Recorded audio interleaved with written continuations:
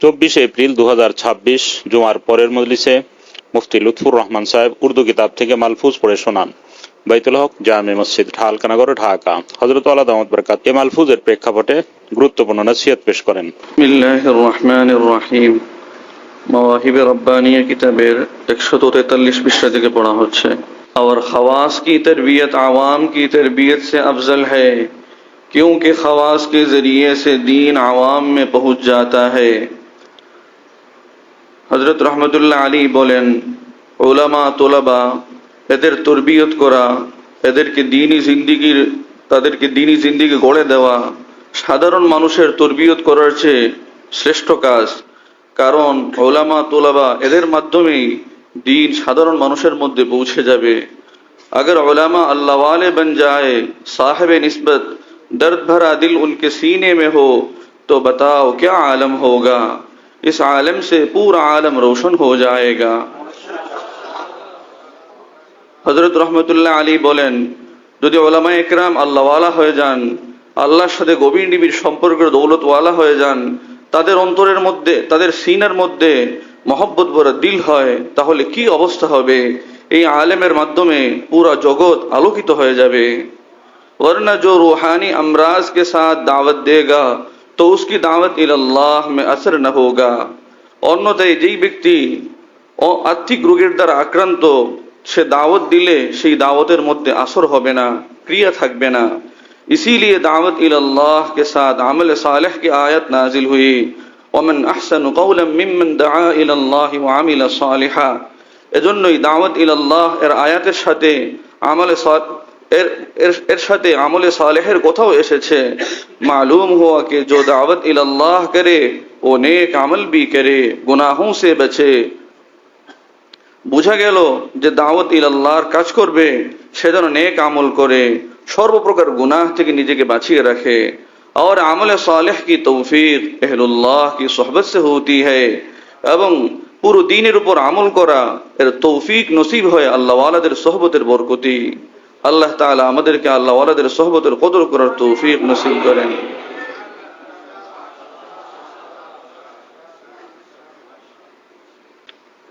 206 নম্বর পৃষ্ঠা থেকে পড়া হচ্ছে।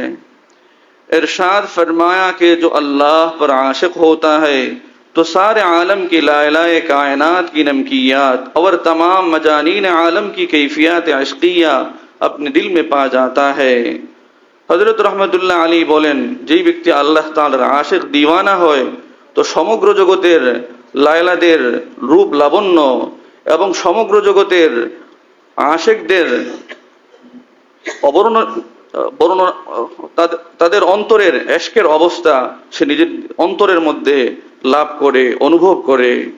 अहकर राक़िबुल हुरूफ को मुखातब करके फरमाया कि मीर साहब ये बातें अल्फाज की नहीं है, जरा सी हिम्मत कर लो, हसीनों से नजर बचा लो, दिल बचा लो, फिर दिल ये कैफियत महसूस करेगा।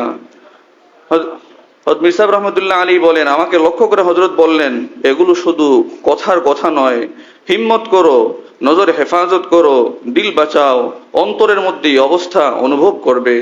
हर वक्त उसके दिल पर अल्लाह ताला की तजल्लियात का नुज़ूल होगा जिनकी लज्जत अल्फाज में नहीं आ सकती।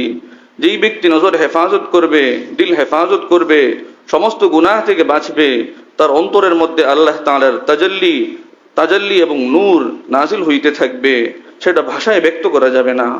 আল্লাহ তাআলা আমাদেরকে সর্বপ্রকার গুনাহ থেকে বেঁচে থাকার হিম্মত ও তৌফিক নসিব করেন। इंशाअल्लाह, माशाअल्लाह।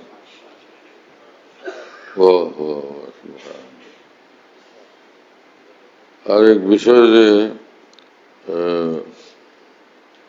মানুষ চিন্তা করে যে ভাই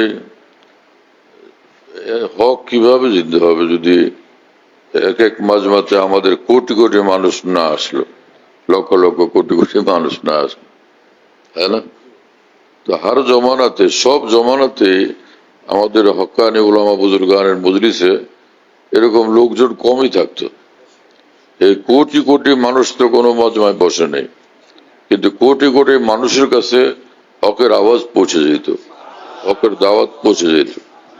হ্যাঁ, আর সব মানুষদের ধরে নিয়ে আসা তো আমাদের দায়িত্ব নেই। ভাই ইন্তজাম রাখা, ব্যবস্থা রাখা, বাকি যারা আসবে তো আসবে। জাকিবুল মত থানভী রহমতুল্লাহ আলাইহি বলেন, কাফেরদের কাছে গিয়া দাওয়াত দিতে হয়, কাফেরদের কাছে গিয়া দাওয়াত দিতে হয়, কারণ তার কাছে তো দাওয়াত পৌঁছে নেই। কিন্তু মুসলমানের ঘরে ঘরে গিয়ে দাওয়াত দেওয়া কোনো ফরজ না, কারণ সমস্ত মুসলমান জানে যে এই দিন হোক, ইসলাম হোক, এখন তার নিজের উপর ফরজ, সে উলামায়ে দ্বীনের কাছে গিয়ে শিখবে। সকলের কাছে গিয়ে ঘরে ঘরে পৌঁছে দিতে হবে, তার ঘরে গিয়ে বলতে হবে, এটা কোনো ফরজ না, কোনো ওয়াজিব না, তাই না? বরং তাদের উপর ওয়াজিব, তারা উলামায়ে দ্বীনের কাছে গিয়া দিন শিখবে। আর সাহাবায়ে কেরাম যখন কোথাও ইসলাম কবুল করছেন, নতুন ইসলাম কবুল করছেন, তারা রাসূলুল্লাহ সাল্লাল্লাহু আলাইহি ওয়াসাল্লামের কাছে আসতেন, এসে সেখান থেকে ফরজ, ওয়াজিব এবং যা যা শরীয়তের হুকুম আকাম বিধান তারা সেখান থেকে শিখে যেতেন। কি কথা বুঝতেছেন? এজন্য সে ওলামায়ে দ্বীনের কাছে, ওলামায়ে দ্বীন যতটুকু নিজের শক্তিতে কুলায়, মাস্তাতাত, নিজের শক্তি সামর্থ্য যতটুকু কুলায় ততটুকু পরিমাণ লোকদেরকে আল্লাহর দ্বীনের কথা পৌঁছে দেবেন।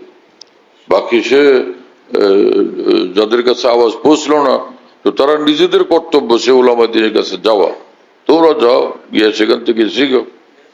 সেটা করে না, ওলামারা খালি পৌঁছাবেন, তোমরা খালি ঘরে বসে থাকবা আর দুনিয়া কামাবা, এটা কি তরিকা?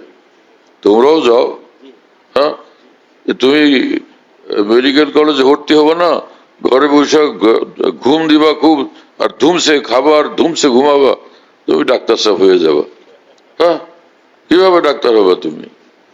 তুমি নিজের ঘরের মধ্যে ঘুমাও আর খাও, হ্যাঁ, আর তুমি অনেক বড় ইঞ্জিনিয়ার হয়ে যাবা, ঢাকা বিশ্ববিদ্যালয়ের প্রফেসর হয়ে যাবে। কিভাবে সম্ভব? কিছু হইতে হইলে তুমি বের হও, ওলামায়ে দ্বীন যোগ্য লোকের কাছে যাও, ভার্সিটিতে ভর্তি হও, তো সেখান থেকে লেখাপড়া করো, উচ্চ শিক্ষিত হবে। মেডিকেল কলেজে ভর্তি হও, সেখানেও তুমি ডাক্তার হবে। হ্যাঁ, ওলামায়ে দ্বীনের কাছে যাও, দিন জানবে, সেই মোতাবেক আমল করে জান্নাতুল ফেরদাউসে যাবে, তুমি জান্নাতুল ফেরদাউসের অধিকারী হবে।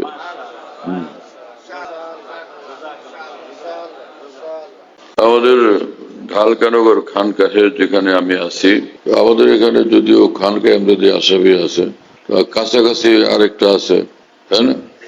তো আমরা এখানে এই নামে এখন এটাকে বলি যে খানকা ইয়াদগারে হাকিমুল উম্মত। বলো, খানকা ইয়াদগারে হাকিমুল উম্মত বলো সবাই। খানকা ইয়াদগারে হাকিমুল উম্মত, মনে রাখো, বলো খানকা ইয়াদগারে হাকিমুল উম্মত। হাকিমুল উম্মতের স্মৃতি এখানে স্মরণকারী খানকা। হ্যাঁ, হাকিমুল উম্মতের কথাবার্তা আলোচনা হয়, আলহামদুলিল্লাহ, একটা নাম, কিন্তু তামাম আকাবের কথাই আলোচনা হইতে থাকে, আলহামদুলিল্লাহ। বাইতুল হক জামে মসজিদ, ছাপড়া মসজিদ বলে, 5 তলা বিল্ডিং, ওটার নাম ছাপড়া মসজিদ। সেই পুরানো নাম এটা আছে। তো ছাপড়া মসজিদ, সেখানে প্রত্যেক ইংরেজি মাসের দ্বিতীয় বৃহস্পতিবার আসর থেকে রাত 10টা সাড়ে 10টা পর্যন্ত এখানে মাসিক ইজতেমা হয়। যাদের সহজে আসা সম্ভব আসবার চেষ্টা করবেন ইনশাআল্লাহ, মাসে একদিন ইনশাআল্লাহ তাআলা মজলিসের দ্বারা ফায়দা হবে, আল্লাহ তাআলা কবুল করেন। এখানে যে মাসিক মজলিস হয়, খোলাফায়ে কেরাম যারা আছেন সারা দেশে নিজ নিজ জায়গা থেকে মাইক লাগায় সেটা শোনার ইহতেমাম করলে ভালো হবে।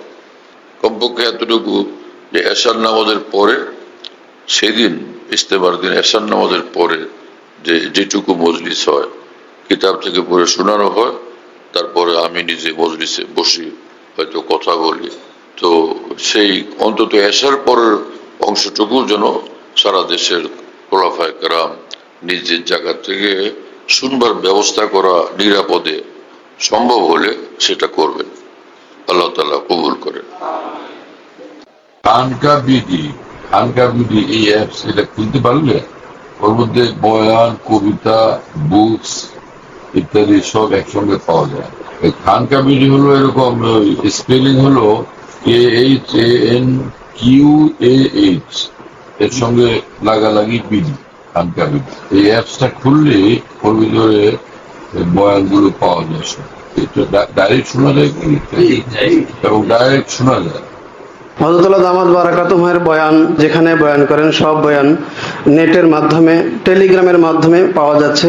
হযরতুল্লাহ দামাত বারাকাতুহু যখন বয়ান করেন বয়ানটা আমরা দেশ বিদেশ থেকে দুনিয়ার যে কোনো জায়গা থেকে আমরা পেতে পারি। এজন্য মুফতি শহীদুল ইসলাম হুজুরের নম্বরে যোগাযোগ করবেন 01715 80 18 69 80 18 69 01715 80 18 69 যাতে মনে থাকবে ইনশাআল্লাহ সবার। 01715 80 18 69। বলো ভাই 01715 80 18 69। অনেক সোজা তো ভাই, মাশাআল্লাহ অনেক সোজা করে দিছে।